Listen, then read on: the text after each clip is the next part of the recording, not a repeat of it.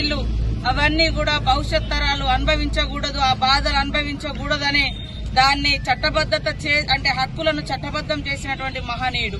కానీ కొంత ఈ సమాజంలో ఇంకా దుర్మార్గమైనటువంటి వ్యక్తులు ఏం ఆలోచిస్తున్నారంటే భారత రాజ్యాంగం అంటే కేవలం ఎస్సీ ఎస్టీలకే ఉపయోగపడుతుందని. కానీ ఎస్సీ ఎస్టీలకు రిజర్వేషన్స్ తో పాటు భారతీయులందరి యొక్క మనుషులు అనేటువంటి వాళ్ళందరి యొక్క హక్కులను కాపాడేది భారత రాజ్యాంగం. అంత గొప్ప రాజ్యాంగాన్ని ఇచ్చినటువంటి మహనీయుడు డాక్టర్ బిఆర్ అంబేద్కర్ గారు. ఆనాడు ఈ యొక్క రాజ్యాంగాన్ని ఆమోదించడంలో ఆనాడు పండిట్ జవహర్లాల్ నెహ్రూ గారు, సర్దార్ వల్లభాయ్ పటేల్ గారు, ఇలా ఎంతో మంది మహనీయులు యొక్క రాజ్యాంగాన్ని పార్లమెంట్ లో పెట్టి ఆమోదింపజేసి ఇప్పటికే 75 సంవత్సరాలు అవుతుంది.